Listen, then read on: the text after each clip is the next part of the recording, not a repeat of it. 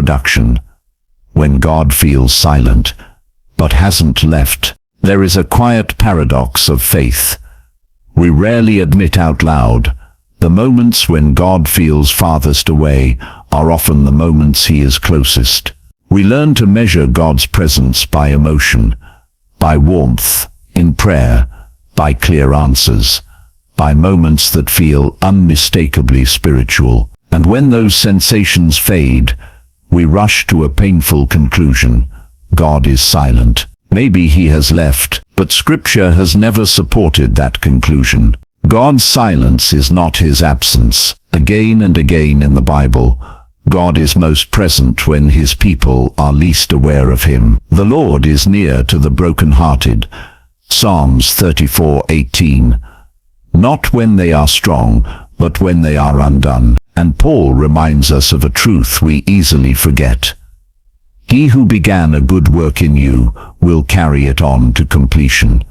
Philippians 1:6. God does not abandon his work simply because your feelings have gone quiet. The problem then is not that God disappears. The problem is that we forget how to recognize his presence. We search for him in the dramatic, the powerful, the immediate, while he stands near, gentle, steady, and unannounced. So before you pray harder, strive more, or condemn yourself for feeling empty, pause. Remember, what God may be inviting you to do today is not to find him, but to step forward in faith and recognize that he has never left you. Verse 1.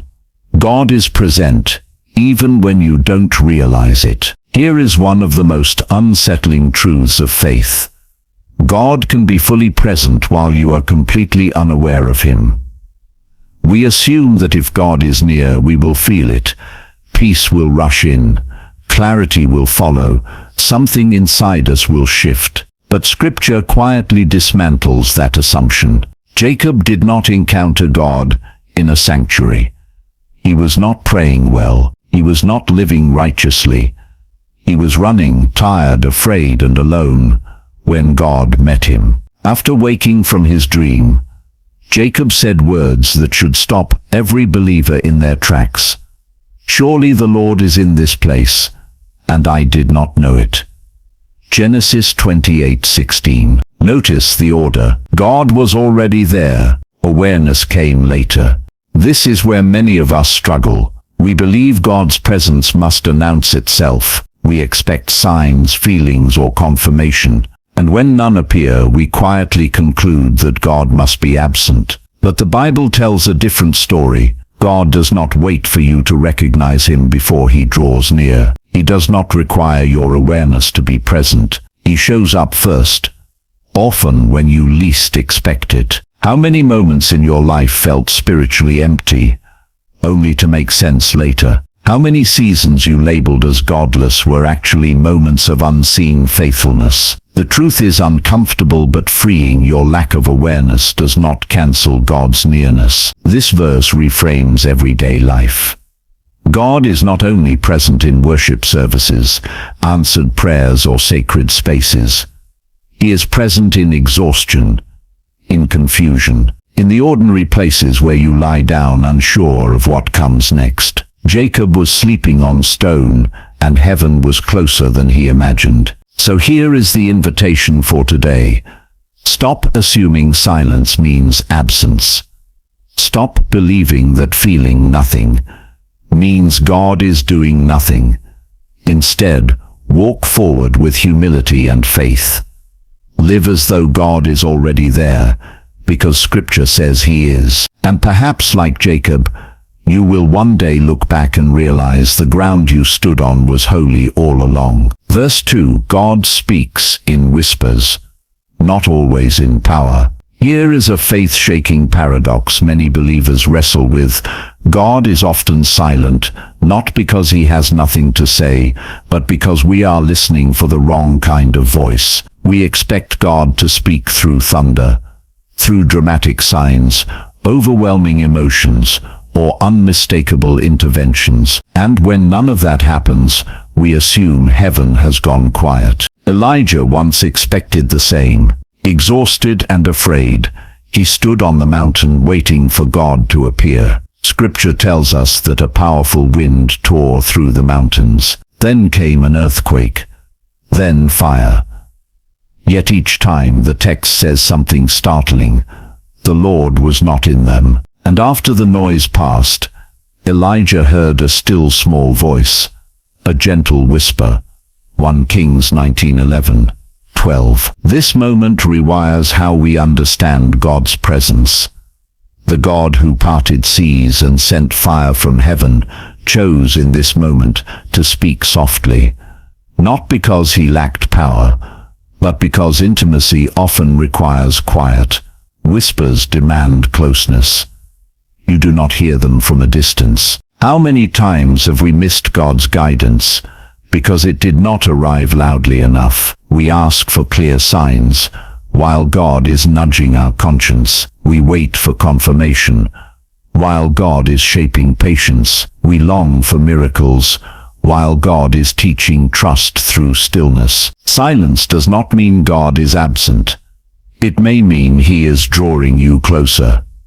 The whisper is an invitation, not to be impressed, but to be attentive, not to be overwhelmed, but to be still. So here is the step of faith. This verse calls us to take. Slow down. Quiet your expectations. Stop demanding that God shout before you obey. Learn to listen in the stillness, because the same God who speaks with thunder also speaks with tenderness. And when you lean in, you may discover that his quiet voice has been guiding you all along. Verse 3. God draws closest when you are broken. Here is a truth that cuts against everything we instinctively believe about faith. Brokenness does not push God away, it draws him near. We assume we must come to God strong, composed, spiritually presentable. We hide our fractures. We delay prayer until we feel better. We wait until we are healed before we approach the healer. But Scripture tells the opposite story. The Lord is near to the brokenhearted and saves those who are crushed in spirit. Psalms 34:18. Not near to the impressive, not near to the put together, near to the broken. This verse does not say God tolerates brokenness.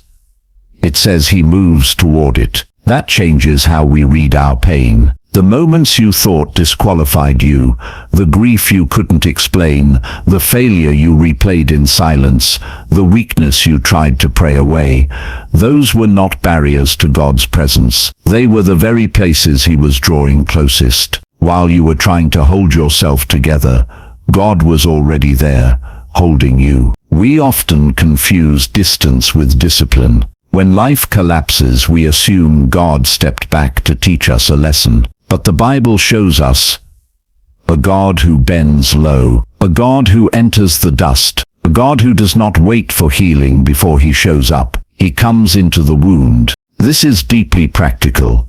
When your heart feels heavy and your prayers feel thin, you do not need to fix yourself before coming to God. You come as you are, because that is precisely where he promised to be. Brokenness is not spiritual failure. It is holy ground. So here is the invitation of this verse. Stop running from your weakness. Stop apologizing for your pain. Bring your broken heart, honestly, before God. Not as something to hide, but as something to offer. Because the place you feel most unworthy may be the place God is standing closest, ready to heal, restore, and remind you that you were never abandoned in your breaking. Verse 4. Jesus walks with you before you recognize him. Here is a paradox that unsettles our assumptions about faith. Jesus often walks closest to us at the very moment we think he is absent. We believe recognition comes first, that clarity, certainty, or understanding must arrive before we can say God is with us. But the gospel tells the story in reverse. On the road to Emmaus, two disciples walked away from Jerusalem carrying disappointment, confusion, and unanswered questions. They were not searching for Jesus. They were trying to make sense of loss. And then Scripture says something astonishing. Jesus himself drew near and went with them, but their eyes were kept from recognizing him. Luke 24:15, 16. Jesus was not waiting at the destination. He was walking with them in the confusion. Notice what this means. Presence came before recognition. Companionship came before understanding. Jesus did not correct them immediately. He did not reveal himself to end their pain. He listened. He walked. He explained the scriptures patiently while they remained unaware of who was beside them. Only later, at the table, in the breaking of bread, their eyes were opened and they recognized him. Luke 24:31. And suddenly everything they had walked through made sense. This is deeply practical for our own lives. How many seasons have you walked through confused, thinking Jesus was nowhere to be found, only to realize later that he was guiding every step? How many prayers felt unanswered because you were expecting revelation, while Jesus was offering companionship? Faith is not always about seeing clearly. Sometimes it is about being walked with faithfully. Jesus does not wait for you to recognize him before he draws near. He meets you in grief, in doubt, in unfinished understanding, and stays. So here is the invitation of this verse. Stop assuming that clarity is proof of God's presence. Walk forward even when you don't understand. Stay faithful in the conversation, in the journey, in the obedience, because one day, often in hindsight, your eyes will open, and you will realize this quiet truth. Jesus was walking with you long before you knew his name was on the road beside you. Verse 5. God dwells with the humble, not the impressive. Here is a truth that quietly dismantles religious performance. God is not drawn to what impresses people. He is drawn to what humbles the heart. We often assume that God's presence increases with spiritual strength, more discipline, more knowledge, more visible devotion. We try to appear faithful before we dare to draw near. We polish our prayers. We hide our weakness. We bring God our best version, hoping it will be enough. But Scripture reveals a very different reality. For this is what the high and exalted one says, he who lives forever, whose name is holy. I live in a high and holy place, but also with the one who is contrite and lowly in spirit.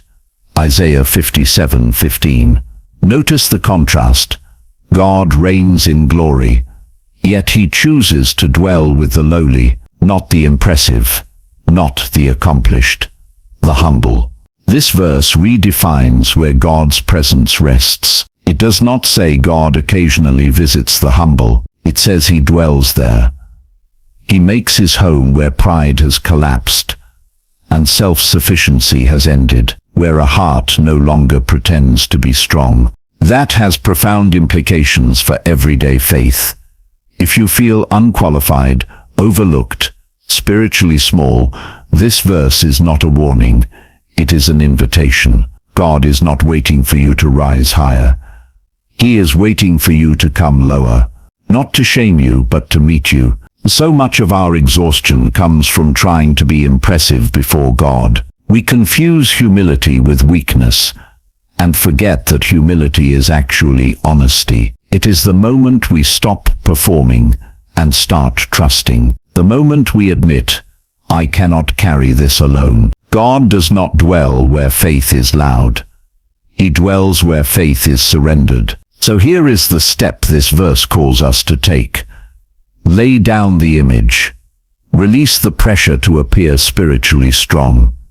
Come to God as you truly are, contrite, dependent, open. Because the place you thought disqualified you may be the very place God has chosen to stay. And when you humble yourself, you may discover that God has been closer than you ever imagined. Verse 6. God has not left just because the feeling faded. Here is a hard truth. Many believers are afraid to face. Feelings are powerful, but they are not reliable witnesses of God's presence. We often assume that when the warmth disappears, when prayer feels dry, worship feels routine, and scripture feels quiet, God must have stepped away. We mistake emotional silence for spiritual distance. But the Bible never teaches that God stays only where feelings remain alive. God anchors his nearness, not in emotion, but in promise. I will never leave you nor forsake you. Hebrews 13:5. Never, not when you feel strong, not when you feel faithful, not even when you feel nothing at all. This is not poetry. It is covenant language. God ties his presence to his word, not to your inner state. This matters deeply for everyday faith. Emotions rise and fall. Seasons change. What once felt alive can feel distant without warning. And when that happens, many believers quietly panic. They pray harder. They search for the lost feeling. They assume something is wrong with them. But Scripture invites us to a steadier foundation. God does not withdraw because sensation fades. In fact, some of the deepest spiritual growth happens when feelings step aside. When faith no longer leans on emotional reinforcement, trust is refined, obedience becomes quieter, love becomes steadier. God is not punishing you with silence. He may be strengthening you with faith. We often chase the feeling of God instead of the faithfulness of God. But feelings were never meant to lead us. They follow. God remains. So here is the invitation this verse offers. Stop interpreting emotional dryness as divine absence. Stop measuring God's nearness by how you feel today. Choose to trust his promise over your perception. Walk forward in obedience, even when your heart feels quiet, because the same God who met you in emotion is still with you in endurance. And when the feeling returns, and often it does, you will realize this truth held you steady all along. God never left, even when the feeling did. Verse 7. God is present in ordinary, unnoticed moments. Here is a truth that quietly overturns our expectations of faith. God is often most present where nothing seems spiritual at all. We search for him in sacred moments, worship services, answered prayers, emotional breakthroughs, and when life feels plain, repetitive, or painfully ordinary, we assume God must be distant. But Scripture tells us we are looking in the wrong places. Paul declared something startling to the people of Athens.